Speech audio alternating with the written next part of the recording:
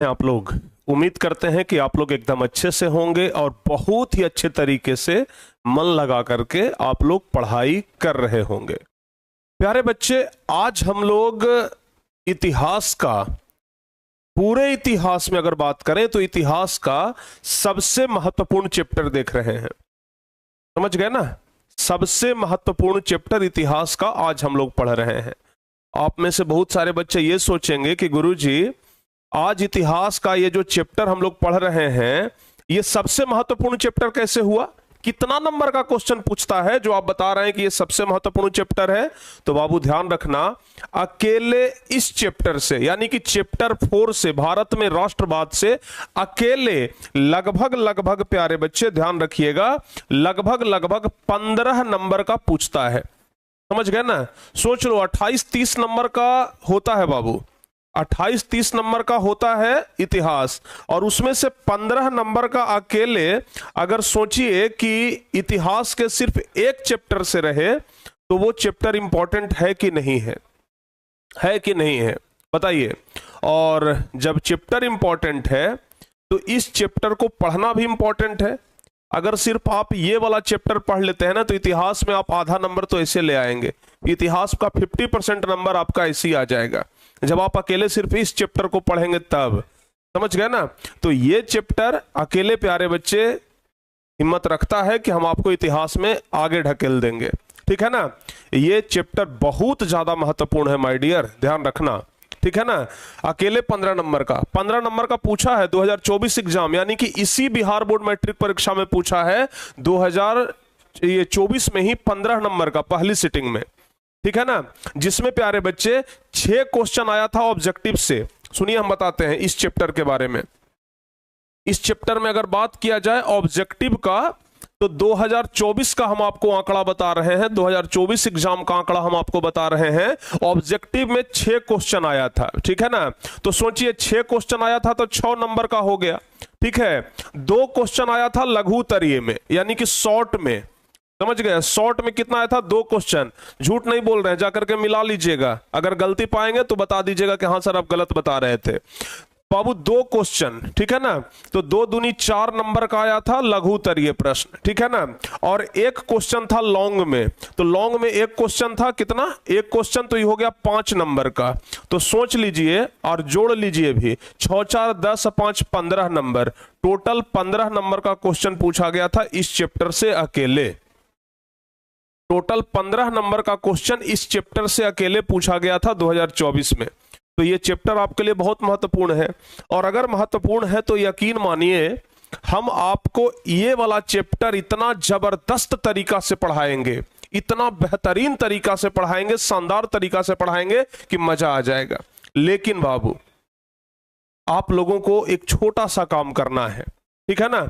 आज हमारे मन में आया था कि आज इस क्लास में लगभग 3500 बच्चे लाइव में जुड़ने चाहिए।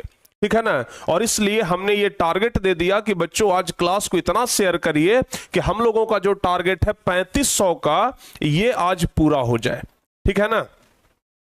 तो आप लोगों को एक काम आज करना है।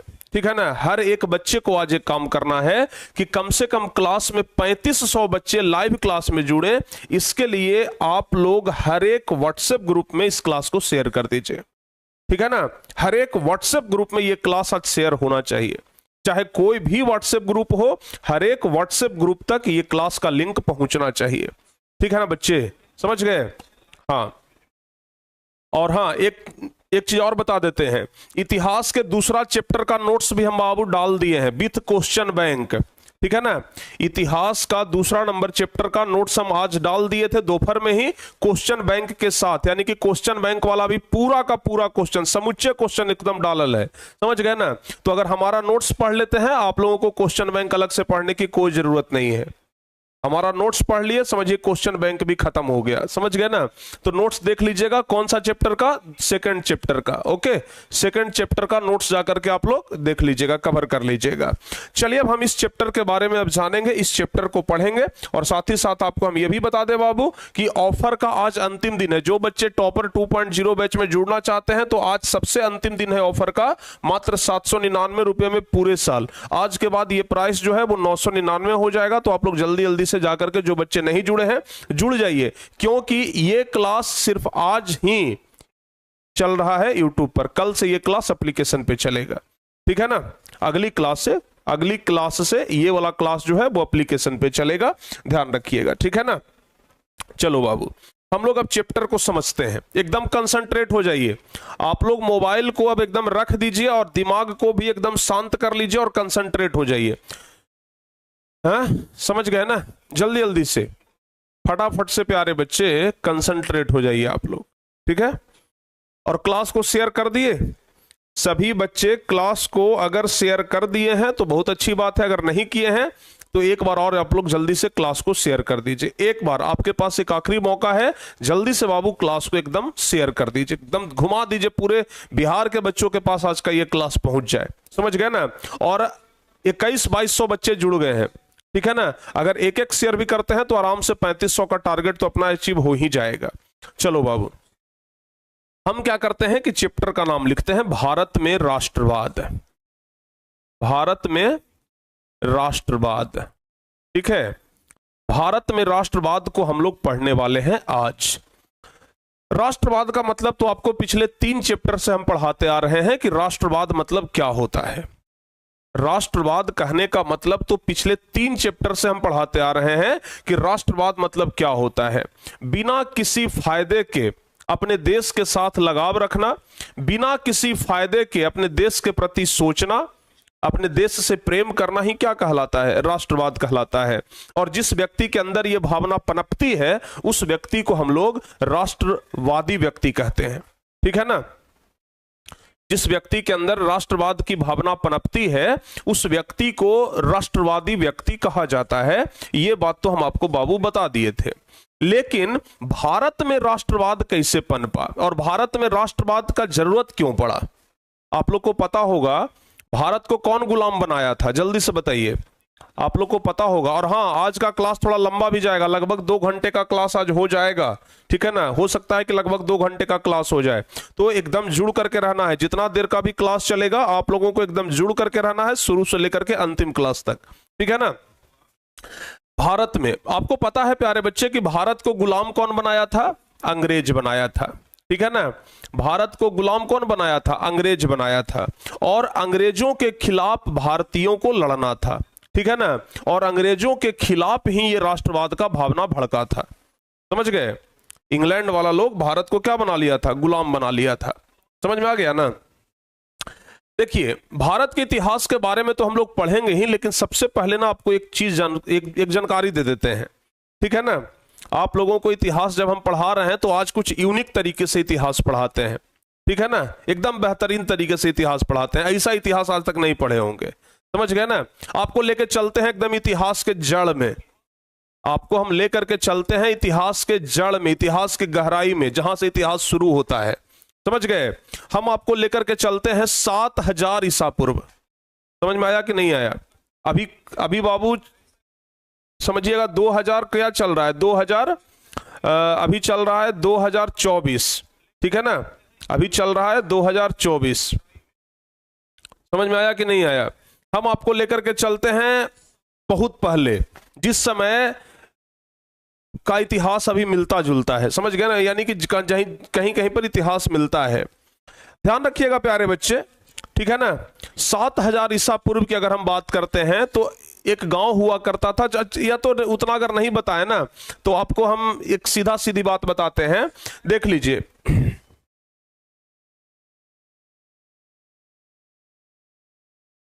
इतिहास की अगर बात किया जाए तो इतिहास को 3 भागों में बांटा गया, ठीक है ना। इतिहास को 3 भागों में बांटा गया। एक तो हो गया प्राचीन इतिहास, एक हो गया बाबू प्राचीन इतिहास, ठीक है, प्राचीन इतिहास। दूसरा क्या हुआ, मध्यकालीन इतिहास, मध्यकालीन इतिहास, ठीक है ना। और तीसरा हुआ प्यारे बच्चे आधुनिक इतिहास, ठीक है ना, आधुनिक इतिहास। अब समझिएगा जरा ध्यान से, अगर बात किया जाए मध्यकालीन इतिहास का, तो 750 ईस्वी से लेकर के 1707 ईस्वी तक का जो समय है वो कहलाता है मध्यकालीन इतिहास। ठीक है ना, ध्यान से सुनिएगा, एकदम याद रखिएगा, 750 ईस्वी से लेकर के 1707 ईस्वी तक का जो समय है वो कहलाता है मध्यकालीन इतिहास। ठीक है ना, और 1707 ईस्वी तक का समय जो है ये मुगल काल का समय रहा था, जिसमें बाबर, हुमायूं, अकबर, ठीक है ना, जहांगीर, शाहजहां, ये सब जो था ना ये मुगल काल का ही था। ठीक है, तो 750 से लेकर के 1707 तक का जो समय है वो कहलाता है मध्यकालीन इतिहास।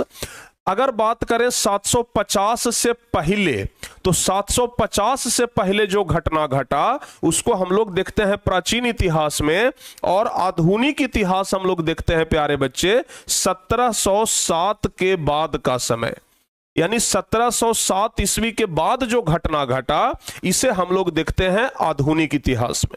समझ में आया कि नहीं आया? बोलिए, समझ गए ना? ध्यान रखिएगा, हाँ बाबू ध्यान रखिएगा। अच्छा, मैथ भी होना है ना, ठीक है, उस अनुसार से ही पढ़ाएंगे, चिंता मत करिए। ठीक है ना, मैथ के टाइम में छुट्टी दे देंगे, 1.5 घंटा का क्लास लेंगे। देखिए 750 से पहले का जो समय है वो प्राचीन इतिहास कहलाया। 750 से लेकर के 1707 का जो समय है वो कहलाया मध्यकालीन इतिहास, और 1707 के बाद का जो समय है ये कहलाया आधुनिक इतिहास। समझ गए ना? ध्यान रखिएगा। अब हम लोग जो इस चैप्टर में पढ़ने वाले हैं वो पढ़ने वाले हैं ब्रिटिश काल के बारे में, यानी कि अंग्रेजों के समय के बारे में हम लोग इस चैप्टर में पढ़ने वाले हैं। ठीक है ना, हम लोग इस चैप्टर में, बाबू ध्यान रखना आप लोग, हम लोग इस चैप्टर में पढ़ने वाले हैं ब्रिटिश काल के बारे में। ठीक है, ब्रिटिश काल के बारे में। ठीक है ना, और ये जो ब्रिटिश काल है ये आता है आधुनिक इतिहास में। समझ गए? ब्रिटिश काल किस में आता है? आधुनिक इतिहास में। इतिहास भी 2 प्रकार का है बाबू, एक होता है भारत का और एक होता है पूरे विश्व का। तो हम लोग यहां पर भारत का इतिहास पढ़ रहे हैं, समझ गए ना? हम लोग यहां पर आज पढ़ेंगे भारत का इतिहास। पिछले 3 चैप्टर में जो हम लोग पढ़े, जैसे यूरोप में राष्ट्रवाद, समाजवाद और साम्यवाद, हिंद चीन में राष्ट्रवाद, ये 3 जो हम लोग पढ़े प्यारे बच्चों, ये 3 जो हम लोग पढ़े ना, ये 3 था विश्व का इतिहास। ये जो हम पढ़ रहे हैं ये है भारत का इतिहास, और भारत के इतिहास में हम लोग आज पढ़ेंगे ब्रिटिश काल के बारे में, यानी कि अंग्रेजों के समय के बारे में। तो अंग्रेज का समय कब से कब तक रहा ये भी तो हमें जानना होगा ना। तो ध्यान रखिएगा, 1858 ईस्वी से लेकर के 1858 ईस्वी से लेकर के हमारा देश कब आजाद हुआ था? 1947 में।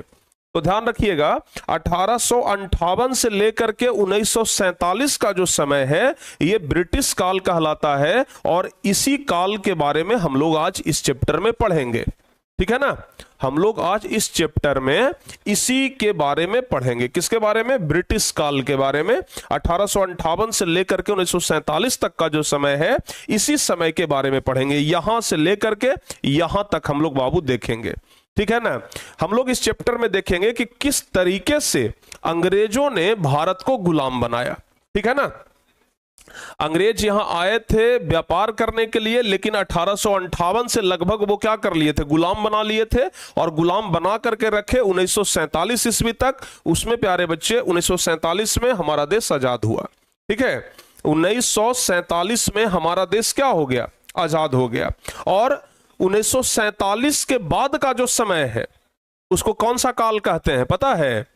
1947 के बाद का जो समय है उसको कहते हैं प्यारे बच्चे स्वतंत्रोत्तर काल। क्या कहते हैं? स्वतंत्र योत्तर काल कहते हैं। ध्यान रखिएगा, 1947 के बाद का समय। ठीक है ना, ध्यान से सुन लीजिएगा, 1947 के बाद का जो समय है उसको कहते हैं स्वतंत्रोत्तर काल। स्वतंत्रोत्तर काल, ठीक है ना, यानी कि हमारा देश जो है वो स्वतंत्र हो गया था, इसलिए 1947 के बाद के समय को कहते हैं स्वतंत्रोत्तर काल। लेकिन हम लोगों को पढ़ना है कब से कब तक? इस चैप्टर में हम लोगों को 1858 से लेकर के 1947 तक के समय को पढ़ना है। समझ में आ गया? एक बार सभी बच्चे कमेंट कर दीजिए, कब से कब तक के इतिहास हमको पढ़ना है इस चैप्टर में? इस चैप्टर में कितना ईस्वी से लेकर के कितना ईस्वी तक के इतिहास को पढ़ेंगे? 1858 से लेकर के 1947 तक, क्योंकि 1947 में अंग्रेज भारत छोड़ के भाग गया था, ठीक है ना, और आया कब था? 1858 में। तो बाबू ध्यान रखिएगा, यहां से लेकर के यहां तक के समय को हम लोग इस चैप्टर में देखने वाले हैं कि किस तरीके से हमारा देश भारत आजाद हुआ। अभी कुछ दिन पहले ही हम लोग स्वतंत्रता दिवस मनाए हैं, यानी कि 15 अगस्त मनाए हैं, ठीक है ना। 15 अगस्त के दिन ही हमारा देश आजाद हुआ था। तो कैसे आजाद हुआ था ये हम लोग आज इस चैप्टर में देखेंगे। समझ में आ गया ना? अब चलिए कुछ और आपको ना हम कुछ और बात बता देते हैं। आपको हम बाबू कुछ और बात बताते हैं। देखिए, अंग्रेज जब यहां शासन करते थे या फिर अंग्रेजों के शासन से पहले भी भारत में जो भारत का मेन आदमी होता था, जो भारत का हेड होता था ना, समझ गए? ध्यान रखिएगा बाबू, ध्यान रखिएगा, भारत का जो हेड होता था उसको बोला जाता था क्या? Governor general. क्या बोला जाता था? Governor general.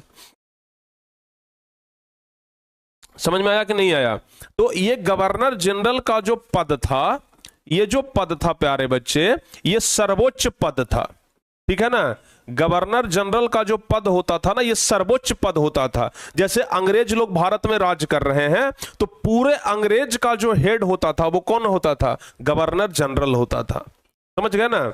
पूरे अंग्रेज का जो हेड होता था वो कौन होता था? गवर्नर जनरल होता था। और गवर्नर जनरल समय समय पर बदलते रहता था, ठीक है ना। हम लोग चलिए प्यारे बच्चे गवर्नर जनरल के बारे में पहले जानते हैं। भारत के कुछ गवर्नर जनरल के बारे में हम लोग पहले समझते हैं कि भाई भारत का गवर्नर जनरल कौन कौन रहा है और कितना ईस्वी में रहा है, ये भी हम आपको बताते हैं, ठीक है ना। हम लोग मुख्य रूप से देखेंगे 1848 के बाद, हम लोग मुख्य रूप से देखेंगे प्यारे बच्चे, हम लोग मुख्य रूप से देखेंगे 48 नहीं 58 के बाद, ठीक है ना। क्योंकि ब्रिटिश काल आया 1858 से ना। ब्रिटिश काल कब आया? 1858 से लेकर के 1947 तक आया। तो हम लोग पहले तो ये देखते हैं कि आखिर गवर्नर जनरल कौन था 1858 में, और जिस समय हमारा देश आजाद हुआ उस समय भारत का गवर्नर जनरल कौन था। ये भी तो देखना बड़ा दिलचस्प होगा ना कि जिस समय हमारा देश आजाद हुआ उस समय भारत का गवर्नर जनरल कौन था, और जिस समय हमारे देश को गुलाम बनाया गया था उस समय भारत का सर्वोच्च पद पर कौन बैठा हुआ था, यानी कि भारत का गवर्नर जनरल कौन था। तो ये हम लोग को देखना होगा। तो देखिए हम प्यारे बच्चे अगर बात किया जाए तो यहां तो लिस्ट है 1773 ईस्वी से, कि 1773 ईस्वी से बताया गया है कि भारत का गवर्नर जनरल कौन था, लेकिन हम लोगों को देखना है 1858 ईस्वी से। तो हम बाबू आप लोगों को ना 1858 ईस्वी के बाद से बताते हैं कि भारत का गवर्नर जनरल कौन था, ठीक है ना। 1858 ईस्वी से बताते हैं। सबसे पहले आप लोग यहां से देखते जाइएगा, 1848 ईस्वी से हम बात करते हैं। 58 से 10 साल और पहले आते हैं तो हम बात करते हैं 1848। ध्यान रखिएगा प्यारे बच्चे, लॉर्ड डलहौजी का नाम आप लोग सुने होंगे, ठीक है ना। डलहौजी वो 1856 तक रहा था गवर्नर जनरल। उसके बाद लॉर्ड कैनिंग बन गया था भारत का गवर्नर जनरल, जो कि 1856 से 1858 तक रहा। समझ गए ना? 1856 से 1858 तक रहा। उसके बाद हम नीचे आते हैं, ठीक है ना। लॉर्ड कैनिंग दोबारा फिर भारत का गवर्नर जनरल बना था, जो कि 1862 ईस्वी तक रहा। यानी कि अगर बात किया जाए लॉर्ड कैनिंग के बारे में तो ध्यान रखिएगा, लॉर्ड कैनिंग जो था 1856 से लेकर के 1862 ईस्वी तक भारत का गवर्नर जनरल रहा था, ठीक है ना। उसके बाद प्यारे बच्चे बहुत सारे गवर्नर जनरल बदलते गए, लेकिन कुछ कुछ गवर्नर जनरल ऐसे हैं जिनका नाम हम लोगों को बहुत गहराई के साथ याद रहता है, ठीक है ना। जैसे ये गवर्नर जनरल का चर्चा आएगा, लॉर्ड लीटन। समझ गए ना? लॉर्ड लीटन का चर्चा प्यारे बच्चे आएगा आगे, ठीक है ना। लॉर्ड लीटन के बारे में बताएंगे। लॉर्ड लीटन जो था ना, यही वर्नाक्यूलर प्रेस एक्ट भी निकाला था, और यही जो लॉर्ड लिटन था ये शस्त्र अधिनियम भी जारी किया था। तो भाई ये जो लॉर्ड लिटन, ये जो व्यक्ति है लॉर्ड लिटन, ये भारतीयों पर बहुत ज्यादा अत्याचार किया है, ठीक है ना। ये जो लॉर्ड लिटन है ना, ये भारतीयों पर बहुत ज्यादा अत्याचार किया है और ये गवर्नर जनरल रहा था 1876 से लेकर के 1880 तक। तो इसके बारे में आगे हम लोग चैप्टर में पढ़ेंगे। उसके बाद फिर लॉर्ड रिपन बना था भारत का गवर्नर जनरल, ठीक है ना। उसके बाद फिर बहुत सारे व्यक्ति बदलते गए, बहुत सारे व्यक्ति बदलते गए, ठीक है। ये उसके बाद फिर अच्छा इसका भी चर्चा आएगा, लॉर्ड चेम्सफोर्ड, इसका भी चर्चा आएगा, ठीक है ना, इस चैप्टर में। उसके बाद फिर प्यारे बच्चे आप लोग आगे पढ़ेंगे गांधी इरविन समझौता, जिसको गांधी इरविन पैक्ट भी बोलते हैं। तो उस समय भारत का जो गवर्नर जनरल था वो लॉर्ड इरविन था, तो इसके नाम पर ही पड़ गया गांधी इरविन समझौता। तो लॉर्ड इरविन के बारे में भी हम लोग पढ़ेंगे, ये भी भारत का गवर्नर जनरल रह चुका है, ठीक है ना।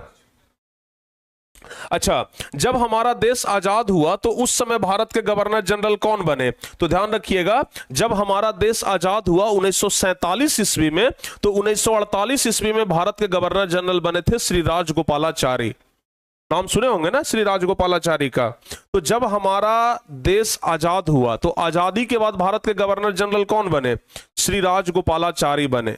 समझ गए ना, ये एकदम याद रखने वाला बात है कि जब हमारा देश आजाद हुआ तो उस समय आजादी के समय हमारे देश का गवर्नर जनरल कौन बने थे? तो श्री राजगोपालाचारी बने थे। और एक बात और ध्यान रखने योग्य है कि जब हमारा देश आजाद हुआ था तो दो भागों में बंट गया था, भारत अलग हो गया था और पाकिस्तान अलग हो गया था। तो भारत का गवर्नर जनरल तो बन गए थे श्री राजगोपालाचारी, लेकिन पाकिस्तान का गवर्नर जनरल कौन बने थे? तो याद रखिएगा, पाकिस्तान का गवर्नर जनरल बने थे ख्वाजा नजीमुद्दीन। पाकिस्तान का गवर्नर जनरल कौन बने थे? ख्वाजा नजीमुद्दीन। समझ में आया? ये बने थे पाकिस्तान के गवर्नर जनरल। तो बाबू ध्यान रखिएगा, जिस समय हमारा देश आजाद हुआ तो उस समय गवर्नर जनरल बने थे श्री राजगोपालाचारी। तो ध्यान रखिएगा, अभी तक हम आपको यही बताए हैं कि जिस समय अंग्रेज यहां शासन कर रहे थे उसके पहले से गवर्नर जनरल का जो पद है वो आ रहा है। समझ गए ना? समझ में आया कि नहीं आया? बोलिए। हैं? समझ में आ गया ना?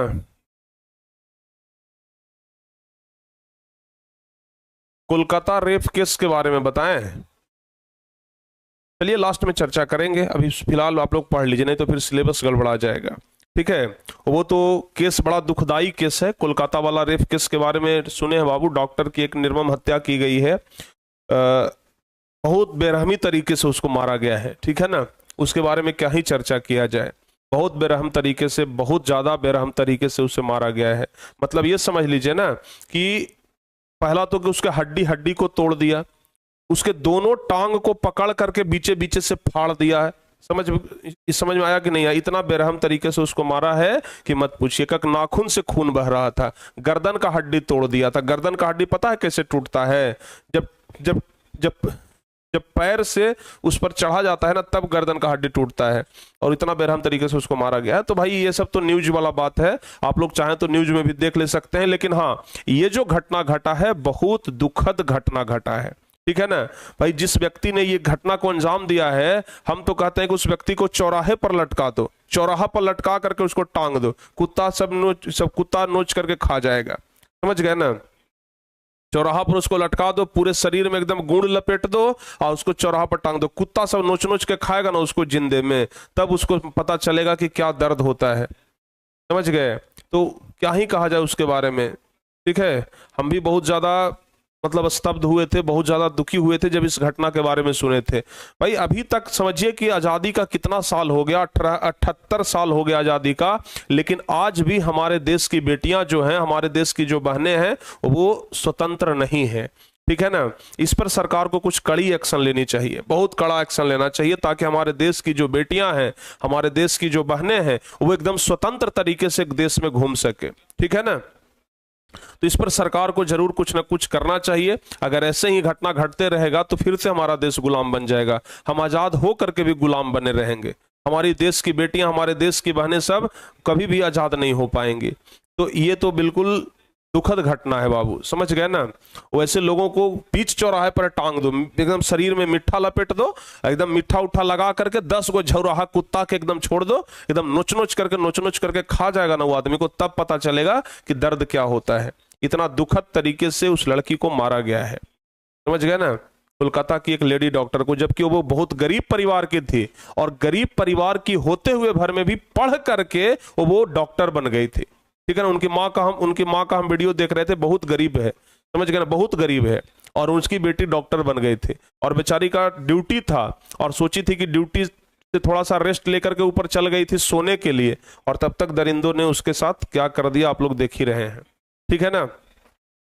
तो न्याय तो होना ही चाहिए, ठीक है ना, लेकिन व्यवस्था देखिए ना, व्यवस्था तो और देखिए कितना खराब है कि जो प्रिंसिपल था, उस मेडिकल कॉलेज का जो प्रिंसिपल था उसको हटाया नहीं गया, उसका ट्रांसफर कर दिया गया दूसरे जगह पर। ये वहां का हाई कोर्ट बोला कि क्यों उसको ट्रांसफर किया गया, उसको हटाया क्यों नहीं गया। ठीक है ना। तो ये देखिए, इतना बड़ा घटना होने के बाद भी लोग बचाने का प्रयास करते हैं। ठीक है, इतना बड़ा घटना होने के बाद भी लोग बचाने का प्रयास करते हैं। तो एक अंग्रेज तो चले गए, दूसरे अंग्रेज लोग हमारे देश में अभी भी रह रहे हैं, जो हमारी देश की बेटियों को, हमारी देश की बहनों को, हमारे देश के लोगों को नोच नोच करके खा रहे हैं। ठीक है ना। आजाद होते हुए भर में भी हम लोग गुलाम बने हुए हैं, समझ गए। चलिए खैर, वो तो एक अलग घटना है, उस पर अगर जितना बात किया जाए कम पड़ेगा, और उसके बारे में चर्चा तो भाई पिछले 10 दिन से चल रहा है, क्या ही कहा जाए। चलिए फिलहाल हम लोग अपने चैप्टर पे आते हैं, आप लोग एकदम ध्यान से सुनिए। ठीक है ना। फिलहाल हम लोग अपने चैप्टर पे आते हैं। आप लोग का बहुत ज्यादा कमेंट आ रहा था कि सर इस पर कुछ बोलिए, तो हम बाबू 2-3 मिनट हम इस पर बोल दिए हैं, लेकिन आवाज उठानी चाहिए। ठीक है ना, बोलना चाहिए, आवाज उठाना चाहिए, क्योंकि जब तक इन लोगों के लिए आवाज नहीं उठाएंगे ना, इन लोगों को सजा नहीं मिलेगा। ठीक है। सोचिए ना, अगर उस बहन की जगह अगर हमारी बहन होती, अगर हमारी घर की बेटी होती, तो आपको कितना ज्यादा गुस्सा आता है। वो भी तो किसी घर की बहन थी, वो भी तो किसी घर की बेटी थी। बताइए, अगर उसके जगह पर हमारे घर की अगर कोई बेटी बहन होती, तो बताइए आप क्या करते उसके साथ। है? सोच करके जरा देखिए, सोच करके ना दिमाग हिल जाएगा। सोच करके देखिए कि भाई दोनों टांग पकड़ करके अब बीचे बीचे से शरीर को फाड़ दिया गया हो, तो समझिए कितना ज्यादा दर्द हुआ होगा उस लड़की को। ठीक है, समझ रहे हैं ना। एक एक नाखून से खून बह रहा था, हड्डी टूटा हुआ था। जो चश्मा पहनती थी ना, तो चश्मा का शीशा उसके आंख में गड़ा हुआ था। समझिए किस तरीके से उसको बेरहमी से मारा गया था। ठीक है, अंगुली सब टूटा हुआ था, इतना ज्यादा बेरहमी से उसको मारा गया था, क्या ही कहा जाए। चलिए फिलहाल अब आप लोग इधर ध्यान दीजिए। ठीक है ना। और 3500 का हम टारगेट दिए थे बच्चों को कि भाई 3500 बच्चे इस क्लास में जुड़ेंगे, और 3100 बच्चे जुड़े हैं, सिर्फ 400 और घट गया है बाबू। कितना? सिर्फ 400 और घट गया है। आप लोग जल्दी जल्दी से ना क्लास को शेयर करते जाइए। तो इतना आप लोग को समझ में आ गया ना कि भारत का जो सर्वोच्च पद, ये भारत का जो सर्वोच्च पोस्ट होता था, सर्वोच्च पद जो होता था अंग्रेजों के समय में, वो होता था गवर्नर जनरल। ठीक है, गवर्नर जनरल होता था, समझ गए ना। जलियांवाला बाग हत्याकांड भी हुआ था, आप लोग सुनते होंगे, लॉर्ड डलहौजी ने करवाया था, वो भी भारत का गवर्नर जनरल ही था, समझ गए ना। उसके बारे में भी हम आगे पढ़ाएंगे। तो अब आपको हम बताते हैं कि आखिर भारत के लोगों को जब गुलाम बनाया गया, तो भारत के लोग तो शांति शांति फिर भी जी रहे थे। भारत के लोग ना ज्यादा उत्पात नहीं मचा रहे थे, भारत के लोग ज्यादा हल्ला नहीं कर रहे थे, लेकिन फिर भी भारत के लोगों के साथ इतना ज्यादा अत्याचार किया गया, इतना ज्यादा अत्याचार किया गया कि भारत के लोग मजबूर हो गए भड़कने के लिए। ठीक है ना। क्या क्या किया गया था बाबू, सबसे पहले तो हम ये देखेंगे। तो सबसे पहला जो हमारा टॉपिक है यही है कि भारत में राष्ट्रवाद के क्या कारण है। ठीक है ना, भारत में राष्ट्रवाद का कारण क्या है, भारत में राष्ट्रवाद क्यों भड़का, सबसे पहले तो हम लोग यही देखेंगे ना। बताइए, भारत में राष्ट्रवाद क्यों भड़का, भारत में राष्ट्रवाद का कारण क्या है, सबसे पहले तो हम लोग यही देखेंगे। तो बाबू ध्यान रखना, भारत में राष्ट्रवाद के बहुत सारे कारण हैं। ठीक है ना, जिसमें मुख्य रूप से हम 4 कारण आप लोगों को बताएंगे। ठीक है ना, भारत में राष्ट्रवाद के बहुत सारे कारण हैं, जिसमें मुख्य रूप से 4 कारण हम आप लोगों को बताएंगे। और जिसमें सबसे पहला कारण है, ध्यान रखिएगा, सबसे पहला कारण है राजनीतिक कारण। ठीक है ना, सबसे पहला कारण है राजनीतिक कारण, समझ गए। दूसरा कारण है प्यारे बच्चों आर्थिक कारण, दूसरा कारण है आर्थिक कारण। तीसरा कारण है सामाजिक कारण, तीसरा कारण है सामाजिक कारण, समझ गए। और चौथा कारण है धार्मिक कारण। ये 4 कारण है जिसके वजह से भारत में राष्ट्रवाद भड़का, यानी भारत के लोग अंग्रेजों के खिलाफ लड़ाई करने के लिए तैयार हो गए। ठीक है, यही वो 4 कारण है जिस 4 कारण के वजह से भारत के लोग लड़ाई करने के लिए तैयार हो गए कि अब हम अंग्रेजों के खिलाफ लड़ेंगे, अब बहुत हो गया। ठीक है ना, समझ में आया कि नहीं आया? अंग्रेज जब भारतीयों पर बहुत ज्यादा अत्याचार करने लगे तब भारत में जो लोग थे वो भड़क गए कि अब भाई बहुत हो गया। ठीक है ना, और अब हम बर्दाश्त नहीं करेंगे, अब अंग्रेजों का अत्याचार नहीं सहेंगे, अब अंग्रेजों के खिलाफ लड़ेंगे। ठीक है ना, तो कौन कौन कारण था राष्ट्रवाद भड़कने का? भारत में राष्ट्रवाद का कारण क्या था? भारत में राष्ट्रवाद का कारण था राजनीतिक कारण, आर्थिक कारण, सामाजिक कारण और धार्मिक कारण। चलिए बारी बारी से हम लोग चारों को समझते हैं, और जो बच्चे एकदम शुरू में जुड़े हैं ना, एकदम अंतिम तक जुड़ा रहिएगा भाई, समझ गए?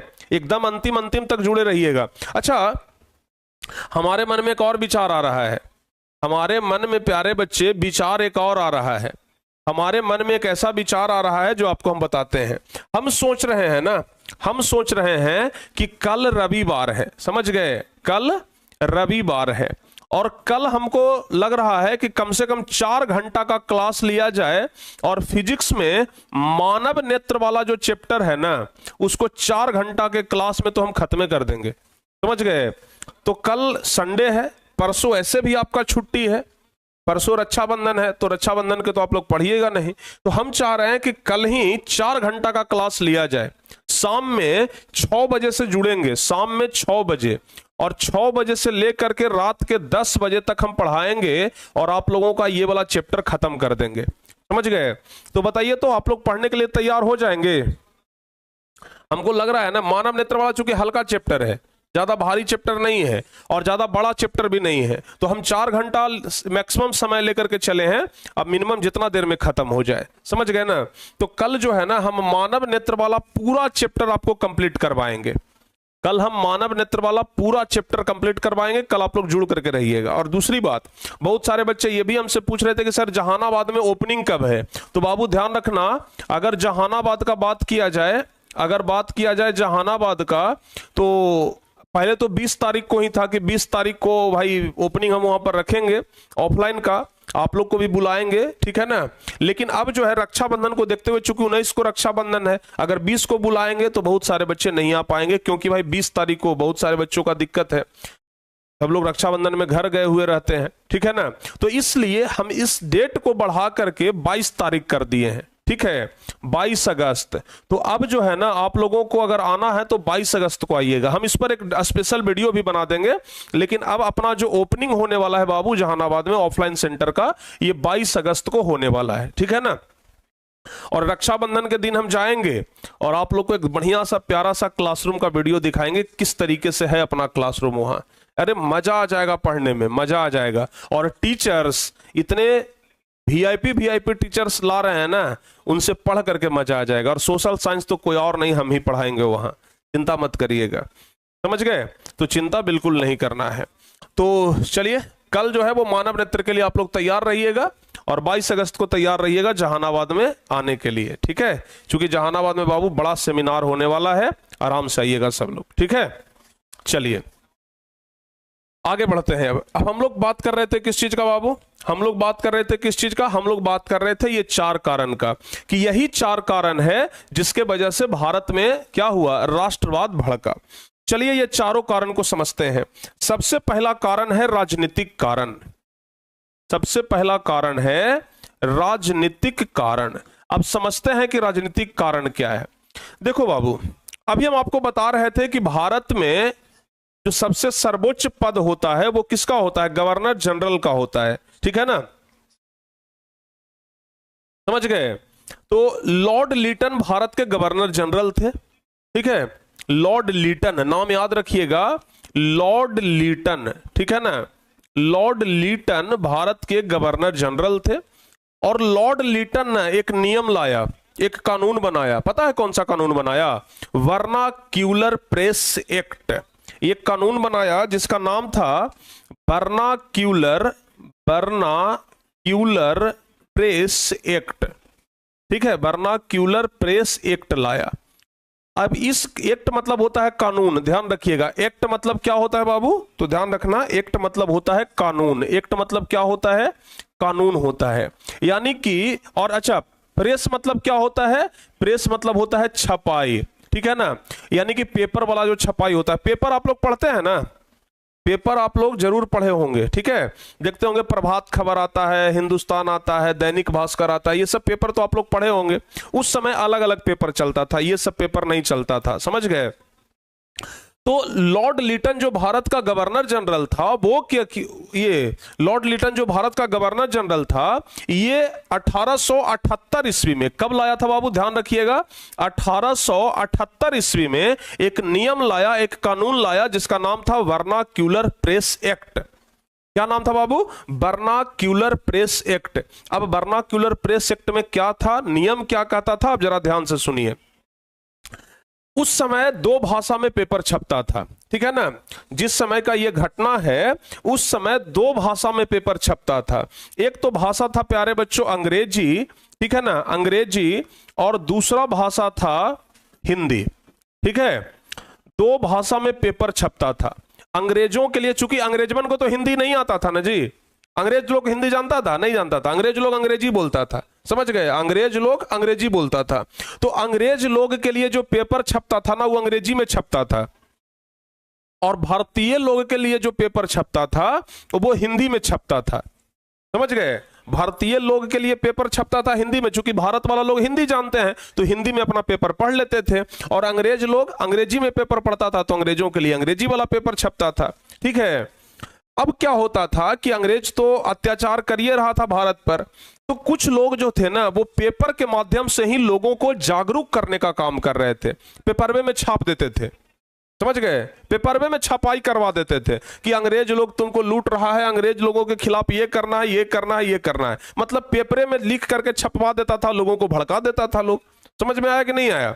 अंग्रेज लोगों के खिलाफ अगर लड़ना है तो पेपरे में छपा देता था, हिंदी वाला जो पेपर निकलता था ना, उसमें छपवा देता था कि कल अंग्रेजों के खिलाफ यहां पर एक मीटिंग है। अब अंग्रेज लोग देखा कि अरे ये सब तो पेपरवाज छपवा देता है भैया, पेपर में जब निकल जाता है तो सब लोगों को जानकारी हो जाता है, ये पेपर के कारण दिक्कत हो रहा है, अखबार के कारण दिक्कत हो रहा है। अंग्रेजों को लगा कि अगर हम अखबार बंद कर देंगे ना तो लोगों को जानकारी ही नहीं होगा, कुछ भी घटना घटता है लोग पेपर में छाप देता है।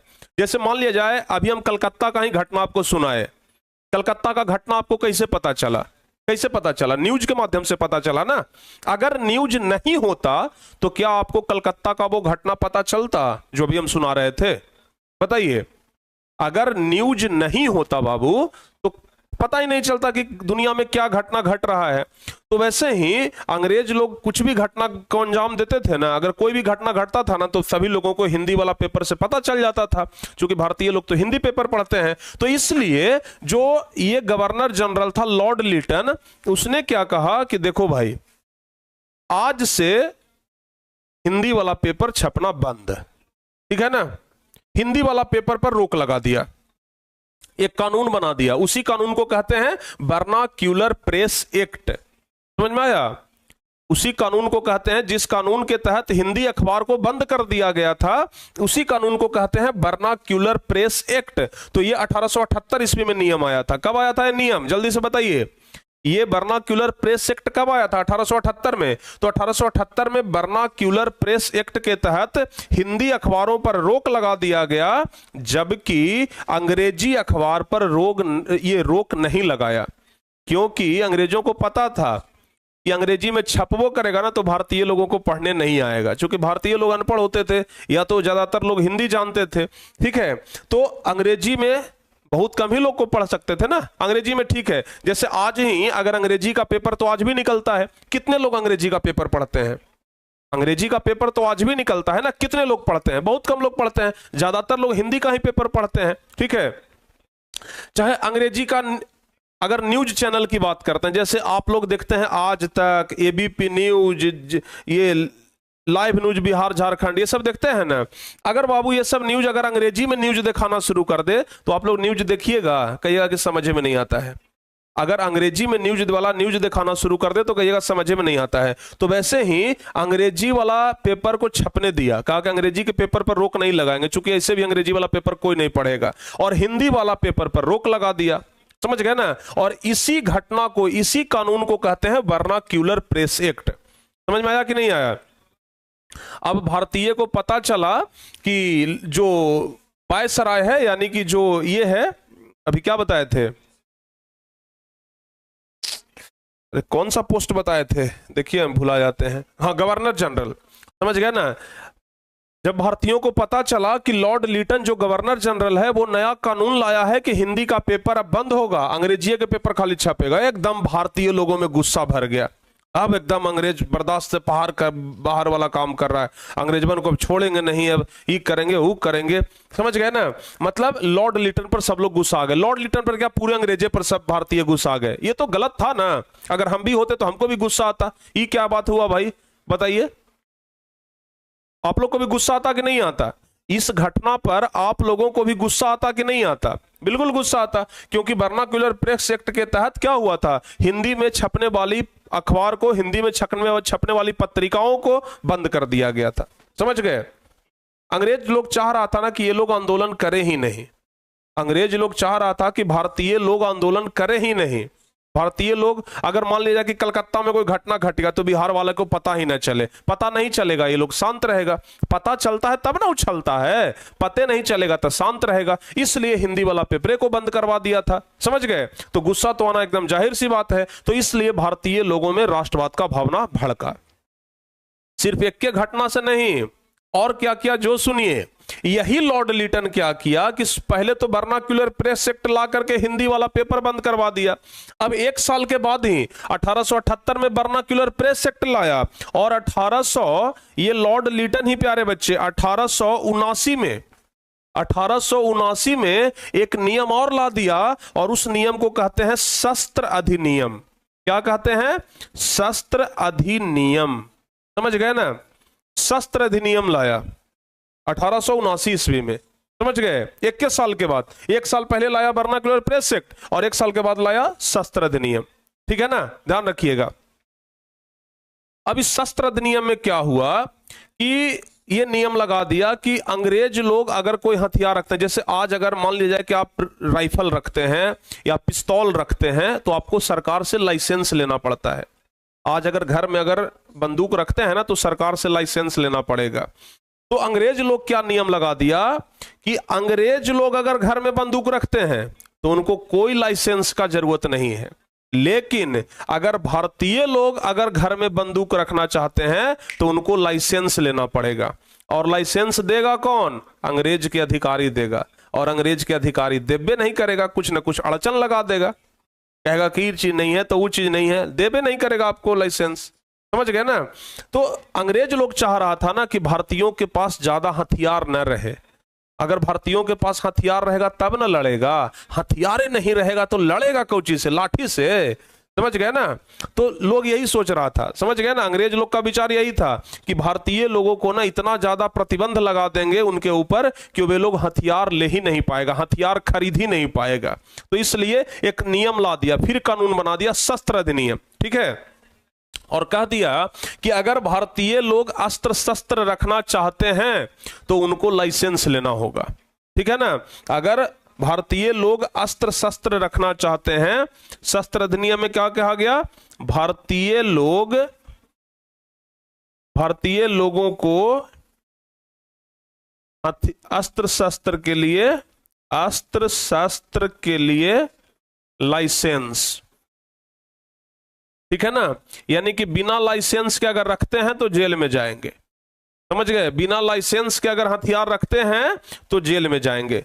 अरे भाई, जब लाइसेंस लेना है तो सबके लिए बराबर नियम रहता, अंग्रेजों के लिए भी बराबर और भारतीयों के लिए भी बराबर। लेकिन नहीं, अंग्रेज को कह दिया कि बिना लाइसेंस के रख सकते हैं।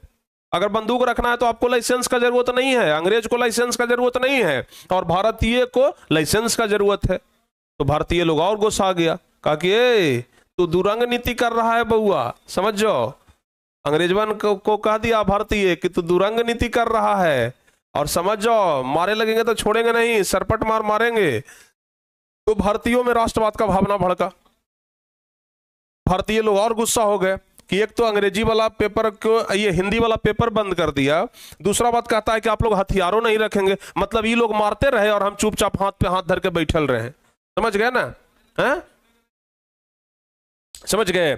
और इस एक्ट को नाम दिया गया आर्म्स एक्ट। क्या नाम दिया गया बाबू? Arms act. समझ गए ना? ध्यान रखिएगा, आर्म्स मतलब होता है हथियार और एक्ट मतलब कानून, यानी कि हथियार वाला कानून बना दिया। समझ गए ना? और इसको क्या कहते हैं? आर्म्स एक्ट, यानी कि अंग्रेज जो था वो आर्म्स एक्ट ला दिया। और एक बात जानते हैं, आज तक ये आर्म्स एक्ट चल रहा है। आज भी आर्म्स एक्ट है कि भारत के संविधान में आज भी आर्म्स एक्ट है। अगर बिना लाइसेंस के हथियार रखते हैं तो सरकार सीधे आपको जेल में ठूंस देगा। ठीक है ना? आज भी ये नियम है कि आप बिना लाइसेंस के हथियार नहीं रख सकते हैं। अगर एक पिस्तौल भी रखना है तो आपको लाइसेंस लेना होगा। समझ गए ना? और लाइसेंस जल्दी मिलता नहीं है। ठीक है? तो आर्म्स एक्ट आज भी लागू है। तो लॉर्ड लिटन जो था वो दो महत्वपूर्ण कानून लाया। कौन कौन? एक तो वर्नाक्युलर प्रेस एक्ट लाया 1878 ईस्वी में, और एक लाया शस्त्र अधिनियम यानी आर्म्स एक्ट लाया 1889 ईस्वी में। ठीक है ना? जब ये दो कानून आया ना बाबू, जब ये दो कानून आया तो सब लोग एकदम तिलमिला गया। भारतीय लोग कहा कि अब एकदम पानी सर के ऊपर से जा रहा है, अब बहुत ज्यादा एकदम हो गया है, अब नहीं बर्दाश्त करेंगे, अब अंग्रेज से भिड़ जाएंगे। ठीक है ना? इतने में क्या हुआ कि 1883 ईस्वी में एक और बिल ले आया। 1883 ईस्वी में, अब बात करते हैं किसका? 1883 का। 1883 में एक और कानून ले आया और उस कानून का नाम था इल्बर्ट बिल। क्या नाम था बाबू? Ilbert bill. Ilbert bill. अब आप लोग समझिए ये कानून क्या है, इल्बर्ट बिल क्या है।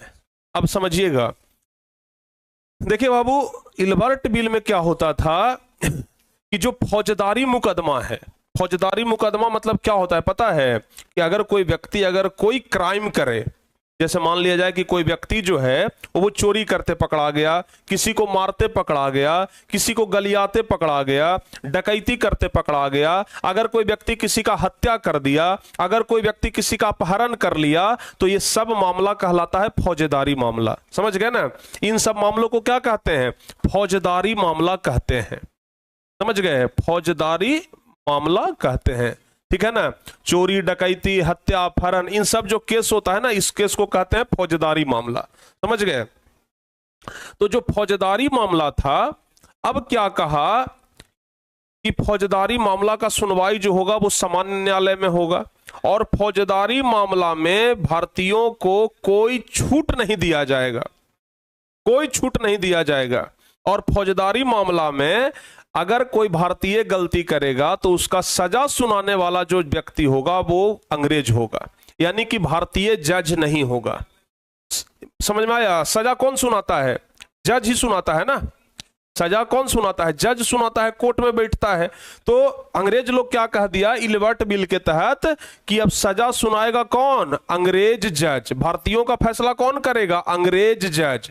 इसलिए कि अगर भारतीय जज रहेगा तो भारतीय पर रहम कर देगा, उसको सजा कम देगा, और अगर अंग्रेज जज रहेगा ना तो भारतीय को रगड़ देगा, कस करके खूब सजा देगा। तो इसलिए कह दिया कि अब इल्बर्ट बिल ला दिया, एक इल्बर्ट बिल ला दिया, और कहा कि जो फौजदारी मामला होगा उसका विशेषाधिकार पहला तो कि समाप्त हो जाएगा, किसी भी व्यक्ति को विशेष अधिकार नहीं मिलेगा, और दूसरा चीज उसका सजा सुनाएगा कौन? अंग्रेज जज। ठीक है ना? इसके फौजदारी मामला में क्या किया? विशेषाधिकार समाप्त कर दिया, विशेषाधिकार समाप्त कर दिया बाबू, ध्यान रखना आप लोग, विशेषाधिकार समाप्त किया। दूसरा, सुनवाई कौन करेगा? तो सुनवाई करेगा अंग्रेज जज। ठीक है ना? सुनवाई कौन करेगा? अंग्रेज जज करेगा। तो ये बिल ला दिया। अब बताओ भाई, गुस्सा होगा कि नहीं होगा? भारतीय लोग गुस्सा होगा कि नहीं होगा? हैं कि हमारा सजा कौन सुनाएगा? अंग्रेज जज। और पता है कि अंग्रेज जज अगर सजा सुनाएगा तो एकदम कठोर सजा सुनाएगा। ठीक है ना? अंग्रेज लोग अगर इस सजा सुनाएगा तो बड़ा कठोर सजा सुनाएगा। इस बिल का इतना ज्यादा विरोध हुआ, इतना ज्यादा विरोध हुआ, जो अंग्रेज लोग ये कानून लाया था ना, ये ध्यान रखिएगा, इल्बर्ट बिल, इसका इतना ज्यादा विरोध हुआ कि अंत में अंग्रेज को वापस लेना पड़ा, अंग्रेज को ये कानून हटाना पड़ा। ठीक है ना। एकदम आदमी सब मतलब छोटा मोटा जो लाठी चार्ज मतलब लाठी डंडा वाला मारपीट तो कोई भी हो जाता है। अब सोचिए कि अगर मान लिया जाए आजकल तो भाई भाई में मतलब लड़ाई झगड़ा हो जाता है, भाई भाई में भी लड़ाई झगड़ा होता है कि नहीं होता है। तो अगर छोटा मोटा लड़ाई झगड़ा कोई अगर कोई करके गया तो उसका सजा कौन सुनाएगा? अंग्रेज जज सुनाएगा। और पते है अगर भाई भाई में भी लड़के गए हैं, अंग्रेज जज अगर सजा सुना रहा है तो कहेगा कि लो जाओ जिंदगी भर जेल में रहो। तो इस प्रकार का सजा सुना देता था। तो इस वजह से सब लोग इसका विरोध किए कि नहीं ऐसा नहीं होना चाहिए, ऐसा कहां भाई नियम है, ऐसा बिल्कुल हम नहीं मानेंगे। तो इसलिए सरकार को अंग्रेज को यह वापस लेना पड़ा, ठीक है ना। अंग्रेज को वापस लेना पड़ा, अंग्रेज को यह बिल मतलब होता है वही कानून ला दिया था, यह बिल वापस लेना पड़ा, ठीक है ना। अंग्रेज को यह बिल वापस लेना पड़ा, ध्यान रखिएगा, अंग्रेज को यह बिल क्या करना पड़ा? वापस लेना पड़ा अंत में, ठीक है। चलिए यहां तक समझ गए ना, यहां तक आप लोग को समझ में आ गया है? एकदम समझ में आ रहा है ना। चलिए बाबू बहुत अच्छी बात है। हाँ मंडे को छुट्टी रहेगा लेकिन कल आप लोग का क्लास है बाबू, समझ गए ना। कल हम मानव नेत्र चैप्टर को एक ही क्लास में पूरा खत्म करेंगे, तो कल आप लोग जुड़ करके रहिएगा। मानव नेत्र वाला जो चैप्टर है उसको एक क्लास में हम पूरा कल खत्म करेंगे, तो आप लोग कल के लिए तैयार रहिएगा, समझ गए, ध्यान रखिएगा। चलिए समझ गए। अच्छा और बताते हैं कि भारत में राष्ट्रवाद भड़कने का और राजनीतिक कारण क्या था। ये तो कारण हो गया, अभी तक तो तीन कारण हम बताए किए हैं, अब चौथा कारण सुनिए। बहुत सारा कारण है, समझ गए ना। एक के दो कारण से भारतीय लोग इतना नहीं खिसियाए अंग्रेज पर, बहुत सारा कारण है। 1899 ईस्वी में प्यारे बच्चे कलकत्ता कॉरपोरेशन नाम से एक बिल लाया, ठीक है ना। 1899 ईस्वी में कलकत्ता कॉरपोरेशन, लीजिए कलकत्ता का भी चर्चा आइए गया, कॉरपोरेशन नाम से एक बिल लाया, समझ गए ना। कलकत्ता कॉरपोरेशन नाम से एक बिल लाया 1899 ईस्वी में अंग्रेज लोग। अच्छा अब इस बिल में क्या कहा गया, जो सुनिए इस कानून में क्या कहा गया। नगर पालिका के जो सदस्य थे, नगर पालिका का चुनाव होता है ना बाबू, जैसे गांव घर में मुखिया सरपंच वार्ड सदस्य का चुनाव होता है ना, वैसे ही शहर में नगर पालिका का चुनाव होता है, ठीक है। नगर पालिका का चुनाव होता है, समझ में आया कि नहीं आया? नगर पालिका का चुनाव होता है, तो नगर पालिका का चुनाव होता था, समझ गए ना। अब अंग्रेज लोग क्या कहा कि नहीं चुनाव नहीं होगा, बिना चुनाव कैले हम नगर पालिका के सदस्य बनाएंगे, समझ में आया कि नहीं आया? बिना चुनाव कैले हम सदस्य बनाएंगे, हमारा जितना मन करेगा उकरा बनाएंगे। हमारा मन कर गया कि ये आदमी को हम ये नगर पालिका का सदस्य बना दे, हम इसको बना देंगे। अब ऐसे में क्या हुआ, अंग्रेज लोग चुन चुन करके अपन आदमी को नगर पालिका का सदस्य बना दिया, समझ गए ना। अंग्रेज लोग चुन चुन करके अपन आदमी को नगर पालिका का सदस्य बना दिया।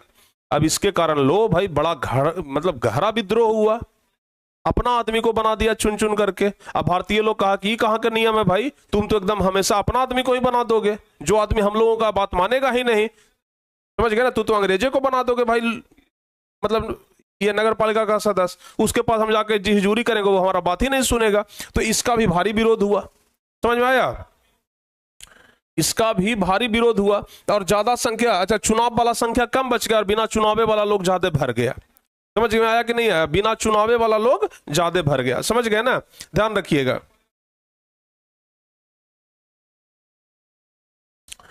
ये तो हो गया 1899 ईस्वी में, समझ गए। अब प्यारे बच्चे 1904 ईस्वी में फिर एक बिल लाया, 1904 ईस्वी में विश्वविद्यालय अधिनियम लाया, ठीक है ना। विश्वविद्यालय अधिनियम कब लाया? 1899 तक पहुंच गए हैं ना। 1904 ईस्वी में, 1904 ईस्वी में अंग्रेज लाया विश्वविद्यालय अधिनियम। विश्वविद्यालय मतलब जितना कॉलेज वगैरह है, जितना कॉलेज सब था ना, जितना भी कॉलेज सब था उस सब पर सरकारी नियंत्रण बढ़ा दिया। कहा कि अब सरकारी नियंत्रण के अनुसार चलेगा, ठीक है ना। जो अंग्रेज का मर्जी होगा तभी चलेगा, जो अंग्रेज का मर्जी होगा वही विश्वविद्यालय में पढ़ाई होगा, जो अंग्रेज का मर्जी होगा वही अब विश्वविद्यालय में बात चलेगा। यानी कि विश्वविद्यालय अधिनियम में क्या हुआ कि सरकारी हस्तक्षेप बढ़ा दिया सभी विश्वविद्यालयों पर, ठीक है ना। सभी विश्वविद्यालयों पर सरकारी हस्तक्षेप बढ़ा दिया। ठीक है, सरकारी हस्तक्षेप बढ़ा दिया। ठीक है, ये हम आपको बहुत डिटेल में पढ़ा रहे हैं, समझ गए ना, बहुत डिटेल में हम आपको ले जा करके पढ़ा रहे हैं। अब ऐसा नहीं कि किताब से बाहर है, किताब पढ़ करके देख लीजिएगा, सब चीज आपको किताब में मिल जाएगा। तो बाबू हम बहुत डिटेल में आपको पढ़ा रहे हैं, समझ गए ना। और जब क्वेश्चन आंसर लिखे, जैसे मान लीजिए क्वेश्चन आंसर आ गया कि भारत में राष्ट्रवाद के कारण का वर्णन करें, तो इतना लंबा चौड़ा थोड़ी है लिखेंगे, उसमें शॉर्टकट करके लिख देंगे हम लोग। वो क्वेश्चन आंसर लिखना भी हम आपको बताएंगे, ठीक है ना, क्वेश्चन आंसर लिखना भी हम आपको पढ़ाएंगे, ठीक है, बताएंगे। और हाँ, कोई बच्चे ये कमेंट मत करिए कि सर फास्ट पढ़ाइए। एक दो बच्चे हम कमेंट देख रहे हैं कि सर दुगने स्पीड से पढ़ाइए।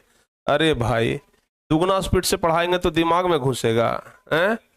कछुआ का चाल चलिए लेकिन लगातार चलिए, पढ़िए, मन से पढ़िए। खरगोश ने नहीं, दौड़ गया तुरंत थक गए, दौड़ गया थक गए, ठीक है, ध्यान रखिएगा।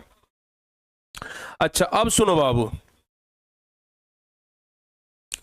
अब 1904 ईस्वी में तो पहुंच गए। 1905 ईस्वी में अंग्रेजबन दिमाग से 1905 ईस्वी में एक भयंकर घटना को अंजाम दिया। पता है 1905 ईस्वी में क्या हुआ था? कोई बच्चे बता सकते हैं? बोलिए तो।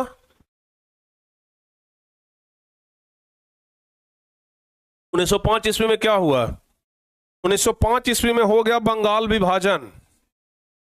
1905 ईस्वी में बाबू हो गया बंगाल विभाजन। समझ में आया कि नहीं आया? 1905 ईस्वी में बंगाल विभाजन हुआ। अभी बंगाल विभाजन का है भाई, अंग्रेज लोग एक नीति अपनाया था, फूट डालो और शासन करो। समझ गए ना? अंग्रेज लोग एक नीति अपनाया था, फूट डालो और शासन करो। समझ गए? फूट डालो और शासन करो, ठीक है ना, फूट डालो और शासन करो। अंग्रेज लोगों का यह नीति था कि हमेशा हिंदू और मुसलमान में फूट डालते रहो और शासन करते रहो। यानी कि अंग्रेज लोग चाहता था ना कि हिंदू और मुसलमान को कभी एक होने ही न दे। समझ गए? अंग्रेज लोग चाहता था ना कि कभी भी हिंदू और मुसलमान को एक ना होने दे। हिंदू मुसलमान अपने में लड़ते रहेगा और हम अपना इधर शासन करते रहेंगे। समझ गए ना? ध्यान से सुनिएगा, हमेशा लोग यही चाहता था। समझ में आया कि नहीं आया? हमेशा लोग यही चाहता था कि हिंदू मुसलमान का हम क्या करते रहें, मतलब हिंदू को मुसलमान से और मुसलमान को हिंदू से लड़ाते रहें, ठीक है। और इसी क्रम में फूट डालो और शासन करो की नीति में ही वो क्या कर दिया, बंगाल विभाजन कर दिया। और बंगाल विभाजन करके ये कहना चाह रहा था कि हम मुसलमानों के लिए एक अलग देश बना रहे हैं, ठीक है ना। समझ में आया कि नहीं आया? अंग्रेज लोग सोचा ना कि जब ऐसे करेंगे ना तो मुसलमान सब हमको सपोर्ट करेगा। समझ गए? और इसलिए वो क्या किया था, बंगाल विभाजन कर दिया था। समझ गए ना? लेकिन परिणाम हुआ इसका उल्टा। समझ गए? अगर बंगाल विभाजन के बारे में पूरा पढ़ना चाहते हैं विस्तार से, हैं? बंगाल विभाजन के बारे में विस्तार से पढ़ना चाहते हैं आप लोग? बताइए, बंगाल विभाजन के बारे में पढ़ना है विस्तार से? हाँ, डिवाइड एंड रूल, फूट डालो और शासन करो, इसी को कहते हैं डिवाइड एंड रूल। फूट डालते रहो और शासन करते रहो। चलिए बंगाल विभाजन के बारे में ना थोड़ा सा पढ़ा देते हैं हम आपको। हालांकि आपके किताब में ज्यादा नहीं पढ़ना है, सिर्फ इतना ही पढ़ना है बंगाल विभाजन कब हुआ था, तो 1905 ईस्वी में।